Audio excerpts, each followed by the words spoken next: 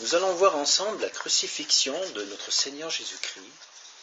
Nous allons voir quelles ont été les souffrances générées par cette épreuve que fut la mise à la croix. Mais avant, on va faire un petit balayage historique.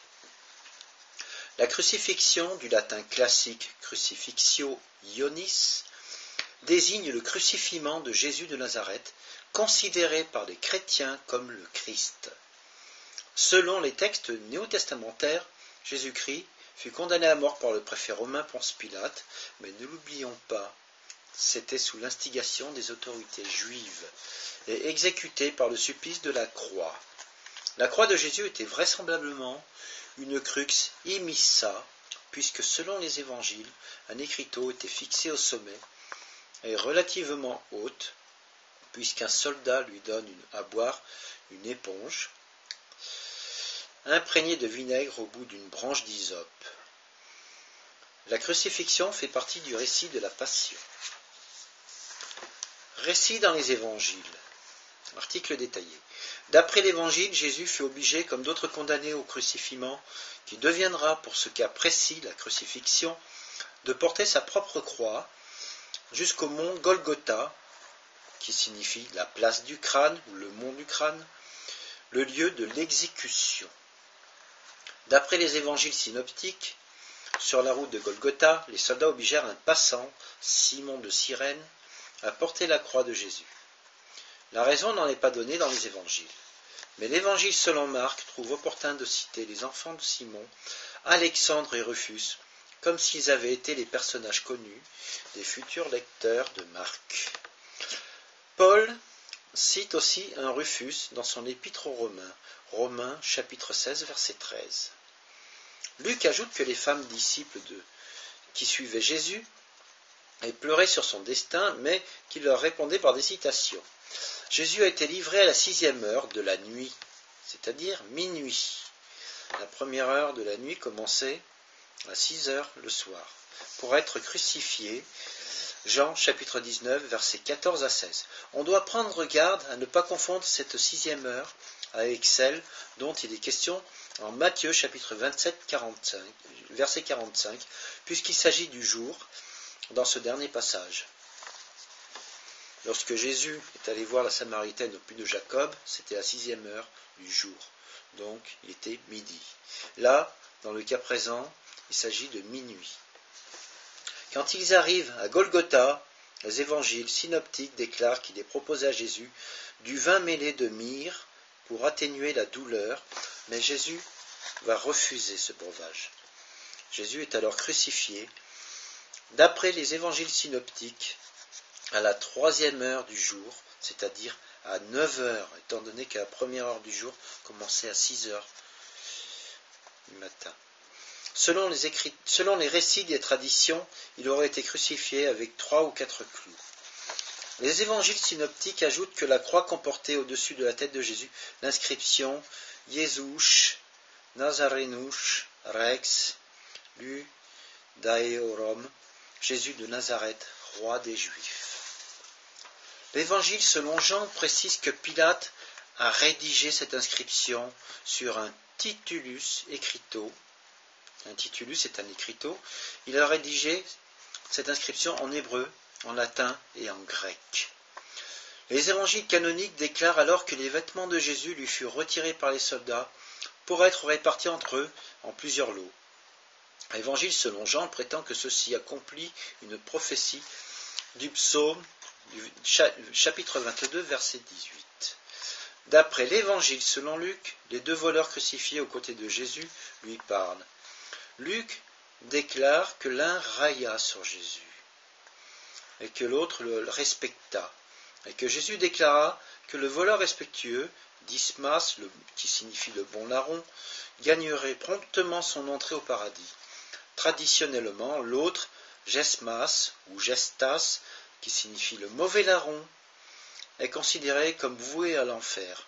Dismas est considéré comme le premier saint de l'Église, canonisé par le Christ lui-même, car Christ lui a dit « Aujourd'hui même, tu seras avec moi dans le paradis ». Luc chapitre 23, verset 43. Sans étape intermédiaire, ni œuvre, baptême, par la seule foi, cet homme a été sauvé, parce qu'il a cru. Le Christ en croix est souvent représenté portant le périsonium.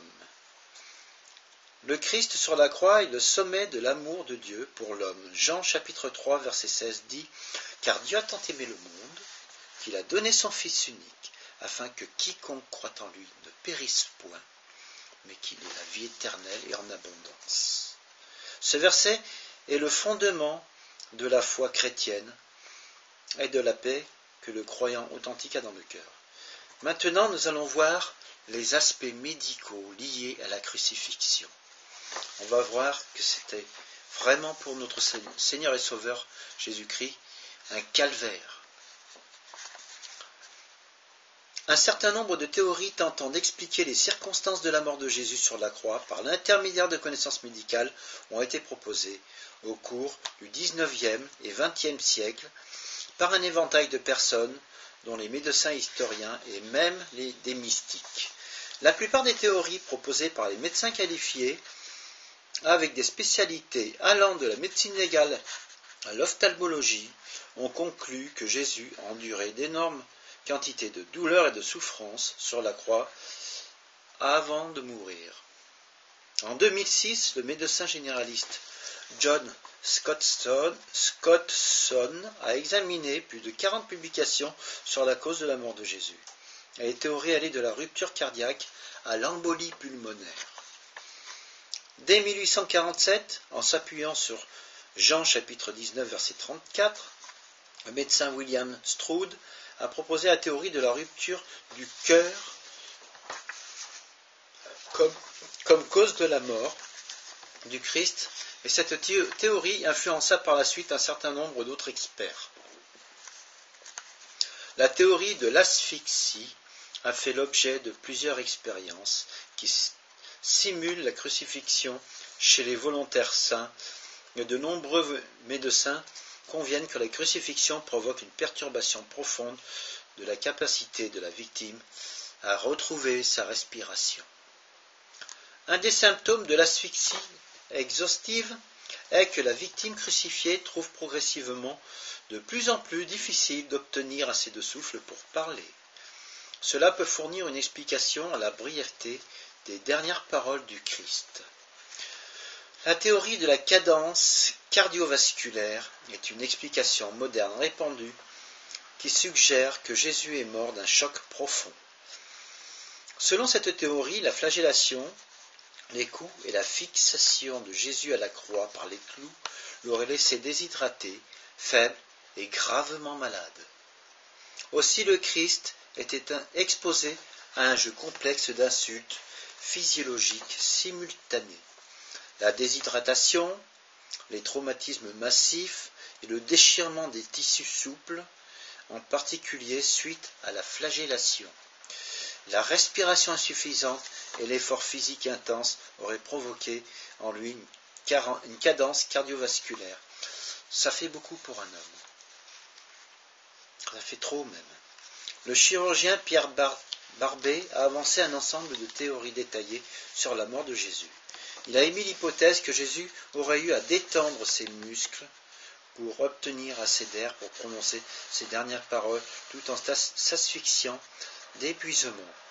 Dans une telle position, avec de tels symptômes, détendre ses muscles pour arriver à prononcer une dernière parole était un effort considérable.